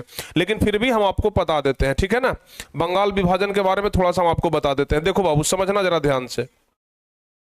बंगाल विभाजन के बारे में एकदम शॉर्टकट में हम आपको थोड़ा विस्तार से बता देते हैं। बंगाल विभाजन का जो निर्णय हुआ था बाबू, ध्यान रखिएगा, वो 19-20 जुलाई 1905 ईस्वी को हुआ था। तत्कालीन वायसराय जो लॉर्ड कर्जन था, जो उस समय का जो लॉर्ड कर्जन था, गवर्नर जनरल, उसने ये बंगाल विभाजन करवाया था। और इसका उद्देश्य क्या था, तो ध्यान रखिएगा, एक मुस्लिम बहुल प्रांत का सृजन करना, यानी कि एक मुस्लिम बहुल देश बनाना जहां पर सिर्फ मुस्लिम ही मुस्लिम हो। समझ गए ना? ताकि मुस्लिम हमारे कंट्रोल में रहेगा, हिंदुओं से लड़वाते रहेंगे। समझ गए ना? और जब हिंदू से लड़वाते रहेंगे तो लोग हम पर ध्यान नहीं देगा, अपने में सब लड़ते रहेगा, मरते रहेगा। अंग्रेजों का ये था फूट डाले वाला नीति। समझ गए ना? और इसलिए वो क्या किया कि बंगाल को 2 भागों में बांट दिए जाने का निर्णय लिया, ठीक है ना। अच्छा, आप लोग सुने होंगे बंग भंग आंदोलन, तो बंग भंग भी इसी को कहते हैं, बंगाल विभाजन को ही कहते हैं बंग भंग। कभी कभी क्वेश्चन पूछता है कि बंग भंग आंदोलन कब हुआ था, आगे आंदोलन का भी चर्चा करेंगे। तो बंग भंग को ही क्या कहते हैं, बंगाल विभाजन कहते हैं। बंग मतलब बंगाल और भंग मतलब विभाजन, तो बंग भंग यानी कि बंगाल का विभाजन। समझ में आया? ये जो बंगाल विभाजन था अंग्रेजों की फूट डालो और शासन करो वाली नीति का ही एक अंग था, उसी का एक पार्ट था। अतः इसके विरोध में 1905 ईस्वी में संपूर्ण देश में बंग भंग आंदोलन हुआ था। ठीक है ना? बंग भंग आंदोलन कब हुआ था? 1905 ईस्वी में हुआ था। ठीक है, इसी के विरोध में, चूंकि बंगाल को विभाजन करने का ये लोग प्लान बना लिया था, अंग्रेज लोग बंगाल को चाह रहा था कि हम किसी तरीके से बांट दें, किसी तरीके से विभाजित कर दें। तो अंग्रेजों ने ये जो प्लान बनाया था बंग भंग का, यानी कि बंगाल को बांटने का, इसका भारी विरोध भी हुआ। ठीक है ना? और बंगाल का जो क्षेत्रफल है लगभग 4,89,500 वर्ग किलोमीटर में फैला हुआ है। जनसंख्या वहां का लगभग 8 करोड़ है। 1903 ईस्वी में पहली बार बंगाल विभाजन के बारे में सोचा गया। सोचिए, 1903 ईस्वी में सोचा लॉर्ड कर्जन कि हम बंगाल का विभाजन कर देते हैं, मुस्लिम बहुल्य की इलाका बना देते हैं, मुस्लिमों के लिए एक अलग देश बना देते हैं, और 2 साल में इसको अलग भी कर दिया। यानी कि पहली बार बंगाल विभाजन के बारे में कब सोचा गया? 1903 ईस्वी में सोचा गया था। ठीक है ना? 1903 ईस्वी में सोचा गया था बाबू। और 1904 ईस्वी में सरकार, मतलब सोचा लेकिन किसी को पता नहीं था। 1903 ईस्वी में ये सोचा अंग्रेज लोग कि हम बंगाल का विभाजन करेंगे, लेकिन किसी को पता नहीं था। सबको पता चला 1904 ईस्वी में। 1904 ईस्वी में सबको पता चला कि भाई बंगाल का विभाजन होने वाला है। ठीक है ना? और बंगाल के पूर्वी जिलों में विभाजन पर जनता की राय लेने का आकलन किया। लॉर्ड कर्जन अपने निकल गया जनता के बीच में कि देखते हैं कि जनता का क्या राय है, बंगाल विभाजन पर लोग पॉजिटिव बोलता है कि निगेटिव बोलता है। समझ गए ना? और वो खुद ही जाकर के क्या कर रहा था, सरकार का रुख समझने का प्रयास कर रहा था कि लोग क्या सोच रहा है, बढ़िया सोच रहा है कि खराब सोच रहा है। ठीक है ना? तो लॉर्ड कर्जन जो था, जो कि उस समय का गवर्नर जनरल था, जो कि ये बंगाल विभाजन किया था, वो गलत तरीके से लोगों को समझाने का प्रयास कर रहा था। वो लोगों को समझाने का प्रयास कर रहा था ना कि बंगाल विभाजन से सब लोगों को फायदा है। समझ गए? तो वो समझाने की चेष्टा कर रहा था कि बंग भंग से क्या होगा, लाभ ही होगा, हानि नहीं होगा, बंगाल से लाभ होगा, अपना हिंदू अलग रहेंगे, मुस्लिम अलग रहेंगे, कभी झगड़ा नहीं होगा। लोगों को यह समझा रहा था। समझ गए ना? लॉर्ड कर्जन जो था वो लोगों को यह समझा रहा था कि तुम लोगों को भाई कोई दिक्कत ही नहीं होगा, तुम लोग अपना हिंदू मुस्लिम अलग अलग रहोगे, लड़ाई ही नहीं होगा। लेकिन उसके पीछे मकसद ये था कि हिंदू और मुस्लिम को लड़ाना है। समझ गए ना? ध्यान रखिएगा। तो फाइनली 16 अक्टूबर 1905 ईस्वी को बंगाल का विभाजन कर ही दिया गया और बहुत सार्वजनिक विरोध भी हुआ। ठीक है ना? लेकिन विरोध के बावजूद भी जो उस समय भारत के सचिव थे उनका मोहर लग गया 19 जुलाई 1905 ईस्वी को। 19 जुलाई 1905 ईस्वी को फाइनली बंगाल विभाजन पर ठप्पा लग गया कि चलिए बंगाल का विभाजन फाइनल। ठीक है ना? तो बंग भंग के विरुद्ध बहुत भारी आंदोलन भी हुआ। इस आंदोलन में देश के प्रसिद्ध कवि और साहित्यकार ने मुख्य भूमिका निभाई और बंकिम चंद्र चट्टोपाध्याय का एक बहुत महत्वपूर्ण गीत उसी समय आया था। आप लोग सुने हैं वंदे मातरम? वंदे मातरम सुने हैं ना? बंगाल विभाजन के समय ही बंकिम चंद्र चटर्जी ये लिखे थे वंदे मातरम। वंदे मातरम सुजलाम सुफलाम मलयज शीतलाम सस्य श्यामलाम मातरम वंदे मातरम।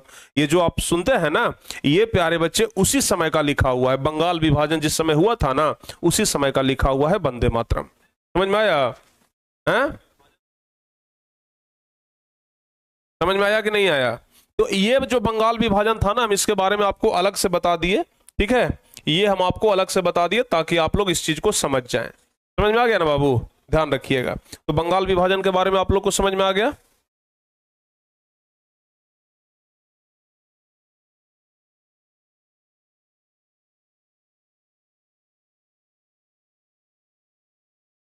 बताइए, यहां तक सारे बच्चों को समझ में आ गया?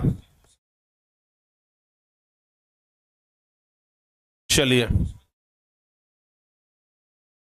तो अभी तक हम आपको क्या क्या पढ़ाए हैं सुन लीजिए। अभी तक हम आपको तो राजनीति के कारण बता रहे थे।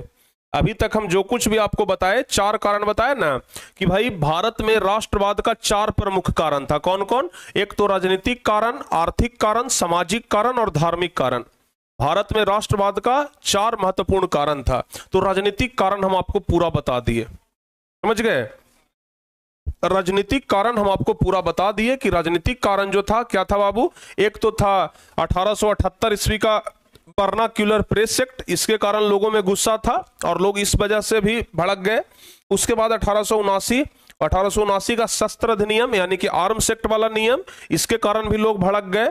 उसके बाद 1883 का इलवर्ट बिल, इसके कारण लोग गुस्से में आ गए, भड़क गए। फिर कलकत्ता कॉरपोरेशन, ठीक है ना, विश्वविद्यालय अधिनियम। हालांकि एक बात ध्यान रखिएगा, इतना मनी कारण है, इतना सारा कारण है ना जी, इतना सारा कारण में आप दो कारण याद रखिएगा, वर्नाक्यूलर प्रेस एक्ट और शस्त्र अधिनियम। ये दो महत्वपूर्ण है, ये दो बहुत ज्यादा पूछता है, समझ गए। बाकी कलकत्ता कॉरपोरेशन ये सब नहीं पूछता है, ठीक है ना। इलबर्ट बिल पूछ सकता है, ठीक है। विश्वविद्यालय अधिनियम ये भी नहीं पूछता है। तो जो नहीं पूछता है उसको बस सिर्फ जानकारी के लिए पढ़िए, जो परीक्षा में नहीं पूछता है उसको भी पढ़िए, लेकिन सिर्फ जानकारी के लिए। लेकिन प्यारे बच्चे ध्यान रखिएगा, यहां से ऑब्जेक्टिव क्वेश्चन बनेगा आपका, वर्नाक्यूलर प्रेस एक्ट कब हुआ। तो ये वर्नाक्यूलर प्रेस एक्ट कब लागू हुआ? 1878 ईस्वी में। आपसे पूछा जाएगा कि शस्त्र अधिनियम कब लागू हुआ? तो 1879 ईस्वी में। आपसे पूछा जाएगा वर्नाक्यूलर प्रेस एक्ट किस गवर्नर जनरल के द्वारा लाया गया? तो vernacular press act Lord Lytton के द्वारा। आपसे सवाल पूछा जाएगा कि ये ध्यान रखिएगा, शस्त्र अधिनियम किस गवर्नर जनरल के शासनकाल में आया? तो शस्त्र अधिनियम भी आया लॉर्ड लिटन के समय में, ठीक है ना। तो ये सब क्वेश्चन पूछा जाएगा। आपसे पूछा जाएगा इलबर्ट बिल कब पारित हुआ? इलबर्ट बिल कब पारित हुआ? तो आपको जवाब देना होगा 1883 ईस्वी में, ठीक है ना। आपसे पूछा जाएगा इलबर्ट बिल कब पारित हुआ, तो जवाब देना होगा, ध्यान रखिएगा, 1883 ईस्वी में, ठीक है ना। इलबर्ट बिल कब पारित हुआ? 1883 ईस्वी में। तो ये सब क्वेश्चन बन जाएगा, बताइए, ये सब क्वेश्चंस बन जाएगा आपसे। चलिए, बहुत अच्छी बात है। तो ये राजनीतिक कारण बाबू पूरा हम आपको बता दिए। अब दूसरा इसके बाद है आर्थिक कारण, समझिएगा जरा ध्यान से। अब इसके बाद दूसरा जो कारण है वो है आर्थिक कारण। आर्थिक कारण क्या है भाई, ये अब समझते हैं बाबू हम लोग। आर्थिक कारण समझते हैं। आर्थिक कारण में क्या हुआ कि जो अंग्रेज था वो किसानों पर, ठीक है ना, वो किसानों पर और जमींदारों पर, ठीक है ना, किसानों पर और जमींदारों पर क्या लगा दिया पता है? भारी भरकम टैक्स लगा दिया। किसानों पर और जमींदारों पर भारी भरकम टैक्स लगा दिया, ठीक है ना। इतना ज्यादा टैक्स लगा दिया कि बेचारे किसान टैक्स के मारे ही दबे जा रहे थे। इतना ज्यादा टैक्स लगा दिया अंग्रेज लोग कि लोग टैक्स के मारे ही दबे जा रहे थे। इतना भयंकर टैक्स लगा दिया, समझ में आया ना। किसानों पर अगर मान लिया जाए कि 40 किलो अनाज हो रहा है तो कह देता था कि 30 किलो हमरे ही पहुंचा दो, समझ गए ना। इस तरीके का रवैया अंग्रेज लोग अपना लिया था, समझ में आया। इस तरीके का रवैया अंग्रेज लोगों ने अपना लिया था कि लोगों पर ना, किसानों पर, जमींदारों पर भारी टैक्स लगा दिया था। इतना ही नहीं प्यारे बच्चे, खास करके जो किसान थे, खास करके जो कपास उपजाने वाले किसान थे, ध्यान रखिएगा, खास करके जो कपास उपजाने वाले किसान थे और जो नील की खेती करने वाले किसान थे, इस पर तो भयंकर टैक्स लगाया था, ठीक है ना। कपास और नील की खेती करने वाले किसान तो सबसे ज्यादा तबाह थे अंग्रेजों से, समझ गए। कपास की खेती करने वाले और नील, चूंकि देखिए कपास से कपड़ा बनता है और अंग्रेज लोग कपड़ा बनाता था। जो किसान था ना, किसान से बड़ा सस्ता भाव में कपास खरीद लेता था और कपास को लेकर चल जाता था इंग्लैंड, और वहां से क्या करता था? कपड़ा बना करके ला करके महंगा महंगा कपड़ा बेचता था। मतलब कपास सस्ता में खरीदता था और इसी कपास से बना हुआ कपड़ा बहुत महंगा में ला करके वो बेचता था। समझ में आ गया? बहुत महंगा में ला करके वो क्या करता था? बेचता था, समझ गए ना। वैसे ही नील करता था, किसानों से जबरदस्ती नील उपजवाता था, समझ गए। बंगाल में तो यहाँ पश्चिमी चंपारण में तो 3 कठिया प्रणाली ही लगा दिया था कि 20 कट्ठा में 3 कट्ठा नील का खेती करना एकदम अनिवार्य है। जो किसान नहीं करेगा वो तो खेती करना छोड़ दो या तो भारत छोड़ दो, सीधे कहता था अंग्रेज, समझ गए ना। सीधे कहता था कि 20 कट्ठा में 3 कट्ठा खेती करना अनिवार्य है। 20 कट्ठा में 3 कट्ठा खेती करना नील का अनिवार्य है। और जो किसान नहीं करता था, जो किसान ये नील का खेती करने से मना करता था ना, सीधे कहता था या तो भारत छोड़ दो, या तो सीधे कहता था या तो भारत छोड़ दो या तो क्या करो, तुमको दंड मिलेगा, समझ गए ना। तो इस प्रकार का घटना होता था। तो आर्थिक कारण में यही है कि किसान और जमींदार ये सब सब एकदम बेचारे तबाह हो गए थे अंग्रेजों से, समझ गए। तो ये आर्थिक कारण समझ में आ गया ना, बोलिए। आर्थिक कारण समझ में आ गया। अब बताते हैं आपको अगला कारण, सामाजिक कारण। अब बताते हैं प्यारे बच्चे सामाजिक कारण। सामाजिक कारण। अब सामाजिक कारण क्या है समझिए। सामाजिक कारण में क्या था, अंग्रेज जो थे ना, अंग्रेज जो थे वो भारतीयों के साथ भेदभाव करते थे, ठीक है, भारतीयों के साथ भेदभाव करते थे, भेदभाव करते थे, ठीक है। इतना ही नहीं, इतना ही नहीं, भारतीयों को हे दृष्टि से देखते थे, भारतीयों को नीच दृष्टि से देखते थे, नीच दृष्टि से, इसी को हे दृष्टि कहते हैं, नीच दृष्टि से देखते थे। अंग्रेज जो थे ना वो भारतीयों को बड़ा नीचा दृष्टि से देखते थे, समझ गए, बहुत निचला दृष्टि से, एकदम मतलब छुआते नहीं थे भारतीयों से। और खास करके भेदभाव कहने का मतलब जानते हैं, काला गोरा, ठीक है ना, काला गोरा कहते हैं ना, हम लोग गाना गाते हैं ना, काले गोरे का भेद नहीं ये दिल से हमारा नाता है।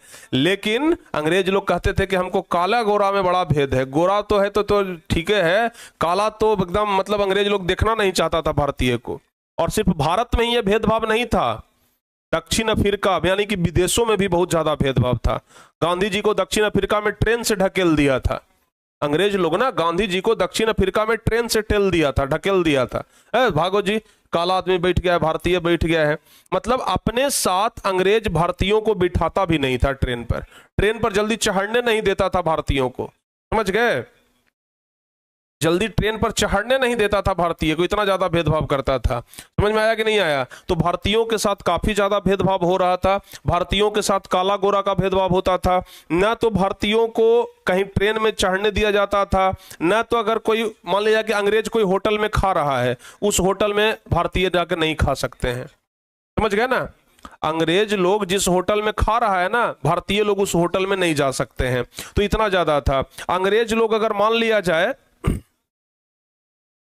अंग्रेज लोग किसी फंक्शन में गए, किसी क्लब में गए, तो वहां पर भारतीय नहीं जा सकते थे, इतना ज्यादा था।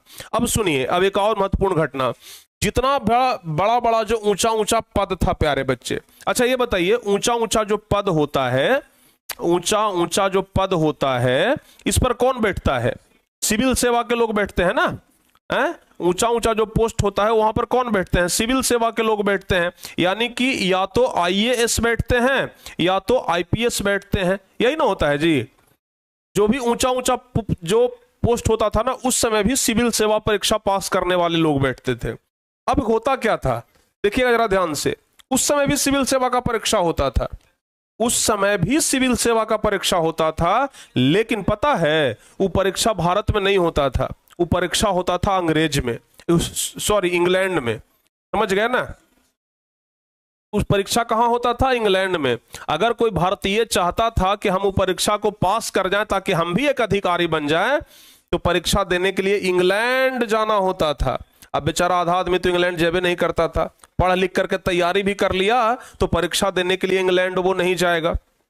अगर पढ़ लिख करके तैयारी भी कर लिया ना तो परीक्षा देने वो इंग्लैंड नहीं जाएगा। समझ में आया कि नहीं आया। और अगर मान लिया जाए कि सिलेक्ट भी हो गया इंग्लैंड, कोई मान लिया जाए कि कोई भारतीय हिम्मत भी दिखाया, समझ गया ना, अगर परीक्षा में पास कर गया, अगर आईएएस बन गया, तो उसको इतना ज्यादा प्रताड़ित करता था कि तू अपने से बेटा रिजाइन दे दो, नहीं तो जबरदस्ती हटा देंगे, ठीक है ना। ऐसे ही एक व्यक्ति थे बाबू, ध्यान रखिएगा, नाम हम आपको बताते हैं। ऐसे ही एक व्यक्ति थे जिनका नाम था सुरेंद्र नाथ बनर्जी, ठीक है ना। नाम हम आपको दिखाते हैं, ये व्यक्ति थे, ठीक है, ये व्यक्ति थे, इनका नाम है सुरेंद्र नाथ बनर्जी। ये बेचारा कैसे कैसे करके आईएएस का परीक्षा निकाल लिए, लेकिन आईएएस के परीक्षा निकालने के बाद भी इनके साथ बहुत ज्यादा अत्याचार किया अंग्रेज लोग, ठीक है ना। किसी किसी तरीके से तो ये आईएएस का परीक्षा निकाल लिए, परीक्षा उत्तीर्ण भी कर गए, लेकिन इनके साथ बहुत घनाघोर अत्याचार हुआ। समझ में आया कि नहीं आया। इनका नाम क्या है, सुरेंद्र नाथ बनर्जी, ध्यान रखिएगा, इनका नाम है, क्या नाम है, सुरेंद्र नाथ सुरेंद्र नाथ बनर्जी, ठीक है ना, इनके साथ बहुत अत्याचार किया। तो एक तो बड़ा पोस्ट है आईएएस का, सिविल सेवा का, और आईएएस में जल्दी कोई फॉर्म नहीं भरता था। अगर कोई फॉर्म भर दिया तो उसको परीक्षा देने के लिए कहां जाना होता था? इंग्लैंड जाना होता था। अगर कोई परीक्षा निकाल लिया भारतीय, ठीक है ना, अंग्रेज लोग चाहता था कि खाली सिविल सेवा में अंग्रेजे लोग बैठे, अंग्रेजे लोग अधिकारी बने तो ठीक है ना, भारतीयों को नहीं चाहता था कि अधिकारी बनाने दे, क्योंकि भारतीय लोग अगर अधिकारी बन जाते तो फिर भारतीय लोगों को ढिलाई देने लग जाता। इसलिए नहीं चाहता था अंग्रेज कि भारतीय लोग बड़े पद पर जाएं, भारतीय लोग ऊंचे ऊंचे पोस्ट पर रहे, और इसलिए वो भारतीयों को नीचे से ही खत्म कर देता था। समझ में आया कि नहीं आया? इसलिए अधिकतर भारतीय जो थे ना, इस परीक्षा में सम्मिलित ही नहीं हो पाते थे। ठीक है, ध्यान रखिएगा। एक व्यक्ति का नाम आया है सुरेंद्र नाथ बनर्जी। ये बेचारे किसी तरीके से इंग्लैंड जाकर के परीक्षा देकर के परीक्षा निकाल लिए, लेकिन इनके साथ बहुत ज्यादा अत्याचार करने लगा था अंग्रेज लोग। ठीक है, तो ये हो गया प्यारे बच्चे सामाजिक कारण, ये हो गया सामाजिक कारण। और अंत में एक कारण और है, वो है धार्मिक कारण। अंत में एक कारण और है, वो है धार्मिक कारण। क्या हुआ कि धर्म के नाम पर सबसे ज्यादा पहले आंदोलन होता था। समझ में आया कि नहीं आया?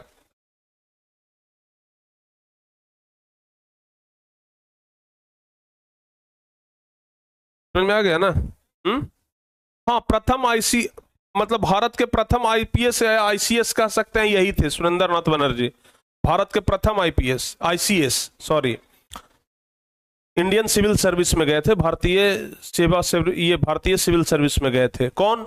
सुरेंद्र नाथ बनर्जी, भारत के पहले ये सिविल सेवा वाले व्यक्ति हैं। ठीक है ना, ध्यान रखिएगा। धार्मिक कारण के बारे में हम बात करते हैं। अगर बात किया जाए धार्मिक कारण की वजह से प्यारे बच्चे, तो उस समय कुछ व्यक्ति जो थे वो बहुत महत्वपूर्ण भूमिका अदा किए। उनका नाम भी यहां पर हम लिखा हुआ है, जैसे आप लोग देख लीजिएगा। ठीक है ना, इनका नाम, धार्मिक कारण आप लोग यहां से समझ लीजिए, धार्मिक कारण आप लोग यहां से समझिए। विश्व में किसी भी देश में राष्ट्रवाद उत्पन्न करने में धर्म सुधार आंदोलनों ने बहुत महत्वपूर्ण भूमिका अदा किया। 19वीं शताब्दी में अनेक महापुरुष हुए जो कि धार्मिक आंदोलन किए। जैसे राजा राम मोहन राय का नाम आप लोग सुने होंगे। तो राजा राम मोहन राय बहुत जबरदस्त तरीके से धार्मिक आंदोलन किए। देवेंद्र नाथ ठाकुर हो गए, ईश्वर चंद्र विद्यासागर हो गए, स्वामी दयानंद सरस्वती के तो बारे में आप लोगों को हम संस्कृत में भी पढ़ा चुके हैं कि स्वामी दयानंद सरस्वती भी गलत कुरीतियों को ये हटाए। रामकृष्ण परमहंस, विवेकानंद, ये सब जो है ना वो धार्मिक बढ़ावा दिए और धर्म के नाम पर आंदोलन किए। ठीक है, ये सब जो थे वो धर्म के नाम पर क्या किए? आंदोलन किए। ठीक है, और धर्म के नाम पर आंदोलन करके और क्या किए बाबू? ध्यान रखिएगा, धर्म के नाम पर आंदोलन करके और बहुत ही जबरदस्त तरीके से क्या किए, यहां तक कि जो धर्म ग्रंथ था उसको भी अंग्रेजी में अनुवाद कर दिए। जो धर्म ग्रंथ था ना उसको भी अंग्रेजी में अनुवाद कर दिया और लोगों को कहे कि भाई देखो अब जागना पड़ेगा, अब अंग्रेज लोग ना बहुत ज्यादा अत्याचार कर रहे हैं। ठीक है, तो ये 4 कारण था। और तब तक प्यारे बच्चे फिर आ जाता है प्रथम विश्व युद्ध। ये सब 4 कारण होते होते फिर आ जाता है प्रथम विश्व युद्ध। और प्रथम विश्व युद्ध में अंग्रेज जो है वो भारत को भी शामिल कर लिया। ठीक है ना, कि भारत भी अब प्रथम विश्व युद्ध में लड़ेगा। अब प्रथम विश्व युद्ध के कारण भारत पर क्या प्रभाव पड़ा ये तो हम लोग अगली क्लास में देखेंगे। ठीक है ना, प्रथम विश्व युद्ध के कारण भारत पर क्या प्रभाव पड़ा ये तो हम लोग अगली क्लास में देखेंगे। लेकिन हम चाहते हैं कि एक बार आप लोग बच्चों जल्दी से बता दीजिए, एक बार आप लोग फटाफट से बताइए कि भारत में राष्ट्रवाद का 4 कारण कौन कौन है। एक बार चारों कारण का बस नाम लिख दीजिए आप लोग। भारत में राष्ट्रवाद का कारण, भारत में राष्ट्रवाद का कारण, जल्दी से आप लोग नाम लिखिए। तो भारत में राष्ट्रवाद का क्या कारण है, फटाफट से आप लोग नाम लिखिए और कल के लिए तैयार रहिएगा। ठीक है ना, कल के लिए आप लोग तैयार रहिएगा, कल के लिए आप लोग तैयार रहिएगा। ठीक है ना, कल एक ही क्लास में बाबू कम से कम 3-4 घंटे का क्लास चलेगा और एक क्लास में हम पूरा चैप्टर खत्म करेंगे। तो कल के लिए आप लोग तैयार रहिएगा। जल्दी से आप लोग चारों कारण का नाम लिखिए फटाफट से। राजनीतिक कारण, आर्थिक कारण, सामाजिक कारण और धार्मिक कारण, ये 4 कारण था जिसके वजह से भारत में राष्ट्रवाद अंग्रेजों के खिलाफ भड़का।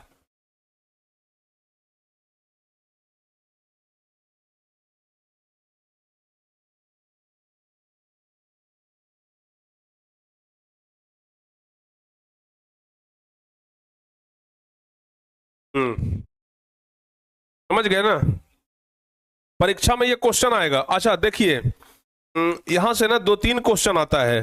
आज जो भी टॉपिक पढ़ा है यहां से 2-3 क्वेश्चन बनेगा। पहला क्वेश्चन तो ये बनेगा कि भारत में राष्ट्रवाद के क्या कारण हैं। अलग अलग तरीके से पूछ सकता है कि भारत में राष्ट्रवाद के सामाजिक कारण को लिखें, भारत में राष्ट्रवाद के राजनीतिक कारण को लिखें, भारत में राष्ट्रवाद के धार्मिक कारण को लिखें। तो इस तरीके से करके अलग अलग क्वेश्चन बनता है, समझ गए ना। जितना भी क्वेश्चन बनता है सब कुछ हम आप लोगों को क्वेश्चन बाय क्वेश्चन करवाएंगे, समझ गए ना। सब कुछ हम आप लोगों को क्वेश्चन बाबू दे देंगे, ठीक है। तो आज का क्लास अब हम यहीं पे रहने देते हैं, और आज के इस क्लास में जो भी बच्चे जुड़े हैं उनको बहुत अच्छा लगा होगा। बताओ तो बाबू आप लोग जल्दी से, आप लोगों को आज का क्लास कैसा लगा, जल्दी जल्दी से बताइए। तो आप लोगों को आज का क्लास कैसा लगा, एकदम ईमानदारी से बताइएगा, ठीक है ना। एकदम ईमानदारी से बताइएगा कि आज का क्लास कैसा लगा, ठीक है ना। क्लास कैसा लगा और कितना समझ में आया। 100% अगर समझ में आया हो तो आप लोग 100% लिखिएगा। आज का क्लास कैसा लगा और कितना समझ में आया। अगर आप लोगों को 100% समझ में आया तो जरूर लिखिएगा 100%, जल्दी से। अगर आप लोगों को 100% समझ में आया है आज का क्लास तो आप लोग 100% लिखिए, लिखिए लिखिए लिखिए। अगर 100% समझ में आया है तो 100% लिखिए कि हाँ सर हमें आज का क्लास एकदम 100% समझ में आया है। समझ में आया ना। और ये चैप्टर पूरा कंप्लीट करिएगा। हम बार बार आपसे कह रहे हैं ये चैप्टर बहुत महत्वपूर्ण है। इस चैप्टर से सबसे ज्यादा क्वेश्चन पूछा जाता है, तो इस चैप्टर को मिस मत करिएगा, ठीक है ना। ये चैप्टर बहुत महत्वपूर्ण है, इस चैप्टर को बिल्कुल मिस मत करिएगा। काफी ज्यादा क्वेश्चन इस चैप्टर से पूछा जाता है इतिहास में, तो ये चैप्टर को एकदम यादगार बना लीजिए। ये चैप्टर को एकदम पढ़ करके बाबू एकदम पूरा तैयार कर लीजिए, ठीक है ना। तो पूरा समझ में आ गया ना, चलिए बहुत अच्छी बात है। अरे 98% 99% भी आ गया ना तो समझिए कि बहुत है, पूरा समझ में आपको आ रहा है। इतिहास जैसा सब्जेक्ट आपको हम 99% समझा रहे हैं, 98% तक ये समझा पा रहे हैं, तो ये प्यारे बच्चे काबिलियत है, समझ गए ना।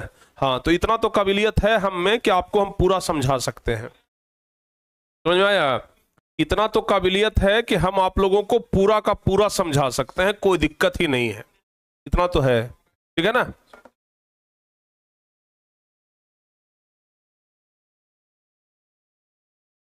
समझ में आ गया ना, चलिए बहुत अच्छी बात है।